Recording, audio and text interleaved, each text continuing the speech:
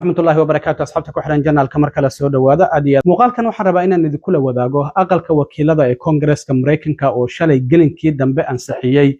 qaraar madaxweyne Trump qasab uga dhigaya in uu joojiyo dagaalka Iiraan ciidamadana uu kala soo baxo amaba Koongareeska uu weydiisto ogolaasho arrintaasi aqalka sanadka ayay u gudbaysaa ma ansixin doona aqalka cadna muxuu ka yiri arrintaasi waan idinla wadaagaya maxay yihiin xubnaha Republikaanka ah ee ku taageeray dhammaanba xubnaha dimuqraadiyiinta ah in qaraarkaasi uu meel marana waan idinla wadaagaya xildhibaan ka tirsan Koongareeska Mareykanka gaar ahaan aqalka wakiilada kana tirsan xisbiga Republikaanka ah oo muddo 3 bilood ah muuqiisa iyo maqalkiisaba aan la haynin maxay tahay xaaladda caafimaad oo ilaa iyo hadda aan la ogeyn oo uu ku maqan yahay isla markaana uusan kalfadhiyada aqalka wakiilada ee Koongareeska Mareykanka uusan u soo xaadirin haweeney ka tirsan xisbiga dimuqraadiga ayaana talaadadii doorasho Israa'iil gobolka New Jersey oo laga soo dooranayay ku guuleysatay oo doonaysa doorashada November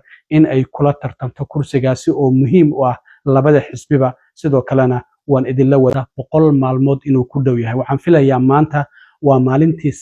96aad ee dagaalka labada dhinac u dhaxeeya madaxweyne Trump waxa dastuurku uu u ogol yahay muddo 30 maalmood ah in isagoo Koongareeska ogolaasho aan ka helin in uu dagaal gali karo 30 maalmood marka uu dhamaado 30 kale oo kordhina ayuu heli karaa markaas kadib waa inuu Koongareeska ogolaasho uu ka helaa laakiin hadda 3 bilood ayaa dhamaatay welina nabad waarta Mareykanka iyo Iiraan colaadan ma aysan ka gaarin haddaba dhowr mar waxaa jirtay in aqalka wakiilada ee Koongareeska Mareykanka ay isku dayeen inay xadidaan awoodaha madaxweynaha isla markaana ay meel mariyaan qaraar madaxweynaha ku qasbaya in dagaalkan uu joojiyo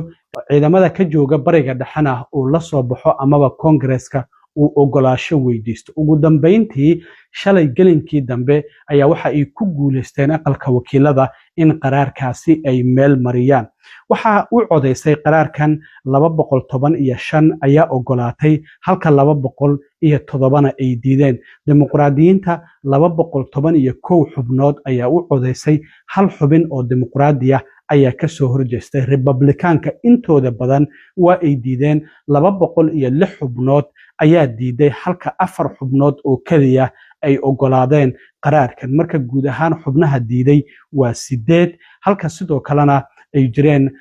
hal xubin oo isaguna xubnaha madaxa bannaan ah oo isaguna gabi ahaanba diiday oo xubnaha diiday ku jira haddaba afhayeenka aqalka wakiilada Mike Johnson dhowr mar waxa uu isku dayay qaraarkan inaan la soo hordhigin aqalka wakiilada 2 toddobaad ka hor ayaa waxa uu ku guuleystay in qaraarkan uu laga adkaado amaba uusan marin aqalka wakiilada laakiin ugu dambeyntii xildhibaanka la yiraahdo Gregory Meeks oo laga soo doortay New York ayaa waxa uu yiri intan nagu filan waa xubin sare oo ka tirsan guddiga arrimaha dibadda ee aqalka wakiilada isla markaana dadaalkan qaraarkan in la meel mariyo hogaaminaya waxa uu yiri waxa la joogaa xilligii madaxweynuhu waxyaabaha saxda ah uu sameyn lahaa maxaa yeelay shacabka Mareykanku way ka daaleen cabashada ah in ay kala doortaan dagaal amaba sidoo kalena shidaalkii ay ku shuban lahaayeen gawaarida amaba cuntadii ay dukaamada ka soo iibsan lahaayeen in ay kala doortaan xilligii waa la dhaafay isla markaana inta nagu filan ayuu yiri sidaas darteed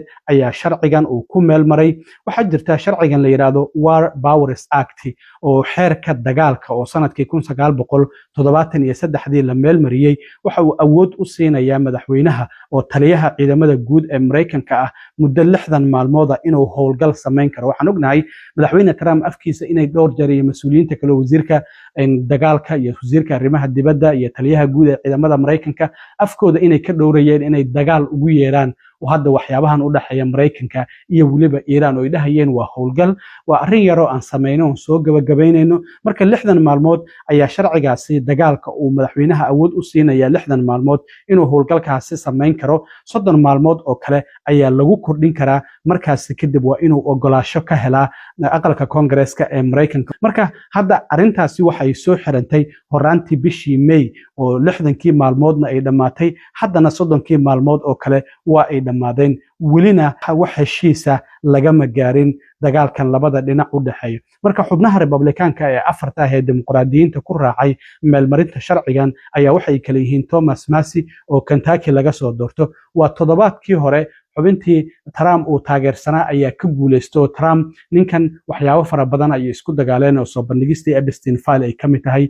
sharcigiisii the big beautiful bill ugu dambeyntiina Trump waa kii ka adkaaday Thomas Massie marka nin kursigiisii aad ka tuurtay adigana kuma naxariisanayo waxaa kamid ah marka Thomas Massie oo Kentucky laga soo doorto Brian Fitzpatrick oo isagana laga soo doorto Pennsylvania Tom Perrott oo Michigan laga soo doorto iyo Warren Davidson oo Ohio laga soo doorto dhammaantoodba afartaasi xubnood oo Republikaanka dimuqraadiyiinta ayay ku raaceen in sharcigaasi la meel mariyo hadda marka aqalka sanadka ayuu u gudbayaa sanadka waxaan ognahay 53 xubnood aqlabiyada Republikaanka ayaa ku haya dimuqraadiyiintuna waxay leeyihiin 47 xubnood laakiin sidoo kale aqalka sanadka waxaa ku jira 3 xubnood oo Trump uu kursiga ka tuuray waa Tom Tillis oo South Carolina laga soo doorto oo sheegay inuusan tartami doonin waxaa sidoo kale kamidana John Cornyn oo isaguna toddobaadkii hore oo musharaxii Trump uu taageeray oo Ken Paxton uu guuleystay isla markaana November uusan tartami doonin waxaa sidoo kale ku jira isagana Bill Cassidy oo Louisiana laga soo doorto oo Trump musharax uu taageeray uu ka guuleystay marka haddii marka saddexdaasi xubnood ay dimuqraadiyiinta la codayaan 50 ayay noqonaysaa marka waxaan filayaa sharcigan 60 xubnood inuu u baahnaan doono marka way adag tahay in aqalka sanadka uu sharcigan meel maro laakiin ugu dambeyntii waxaa muuqata in aqalka wakiiladu ee hadda madaxweyne Trump laba midkood ay siiyeen in dagaalkan gabi ahaanba uu joojiyo ciidamada ka jooga Mareykanka bariga dhaxana uu dib Mareykanka ugu soo celiyo amaba uu ogolaasho weydiisto Congress-ka in dagaalkan uu sii socdo welina hadda ma muuqato heshiis labada dhinac labadii toddobaad ee la soo dhaafay waxa la dhahayay waa la isku dhow yahay heshiis isafgarada ayaa la saxiixaya laakiin Iran waa tiitiri ilaa dagaalka Lubnaan Israa'iil ay ka joojiso wada hadalkii gabi ahaanba hakisa walow Trump uu leeyahay wada hadalku wali waa uu socdo hadaba aqalka cad waa ay ka hadleen qaraarka shalay aqalka wakiilada ee meel mariyeen oo madaxweyne Trump ku qasbayay inuu dagaalka joojiyo ciidamadana ka soo qaado bariga dhexe amaba ogolaasho uu weydiisto aqalka Congress-ka ee Mareykanka aqalka cad waxay yiraahdeen codkaasi waxaa la qaaday iyadoo xubno ka tirsan xisbiga Republikaanku ay maqan yihiin isla markaana madaxweyne Trump isagoo taliyaha ciidamada ah waajibkiisa dastuuriga ah ee ka saaran sugidda amniga qaranka Mareykanka waa uu sii wadaya marka Trump wali waa uu ka adkeysanaya inuusan ogolaasho uga baahnayn Congress-ka si uu dagaalkan u sii wado laakiin arrintan haddii xubno ka tirsan aqalka sanadka oo ilaa iyo 13 xubnood oo Republican ay ku raacaan dimuqraadiyiinta 47 ah arrintaasi waxa ay noqonaysaa in la ansixiyo madaxweyne Trump ay qasab ku noqoto in uu dagaalkaasi joojiyo haddaba waa kan shalay markii aqalka wakiiladu ay sharcigaasi meel marinayeen oo natiijada lagu dhawaaqay On this vote, the yeas are 215 and the nays are 208. The concurrent resolution is adopted. Without objection, the motion to reconsider is laid on the table.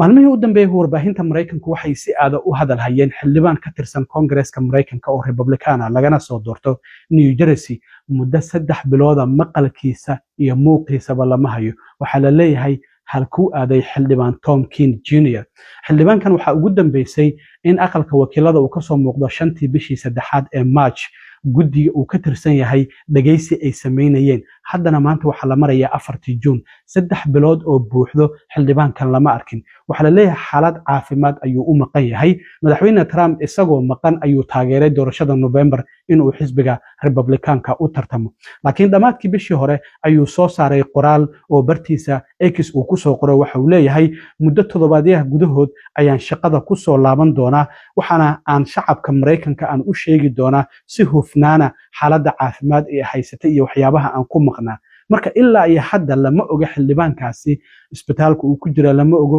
xanuunka laga daweynayo lama ogo laakiin muddo 3 bilooda maqalkiisana lama arkin 100 cod ka badan oo aqalka wakiilada ay qaadeen ma uusan soo xaadirin taasi oo waliba aqlabiyada yar ee aqalka wakiilada Republicaanku ay ku hayaan caqabad kale ku noqotay marka xildhibaankaasi Trump waa uu taageeray sida aan sheegayo laakiin waxa jirtay hadda talaadadii doorada ahayd in haweeney la yiraahdo Rebecca Bennett ay ku soo baxday israareebkii xisbiga dimuqraadiga isla markaana waxa ay la tartami doontaa Tom King Jr. doorashada November dhacaysa marka waxay sheegtay ninkan shacabkiisii communitygiisii uma shaqaynayo dalkiina uma shaqaynayo xaguu ku maqan yahay sidaas darteed hadda kursigaasi oo muhiim u ah Republicaanka haday dimuqraadiyiinta ay helaan waxay noqonaysaa marka arrintaasi arrin xisbiga dimuqraadiga u wanaagsan marka xildhibaankaasi waa la la'yahay ilaa iyo 5 bishii March xaalad caafimaad ayuu ku maqan yahay ayaa leeyahay xaaladda caafimaadna lama ogo oo ilaa iyo hadda uu ku maqan yahay sidaas darteed ayaa waxaa muuqata in xildhibaankaasi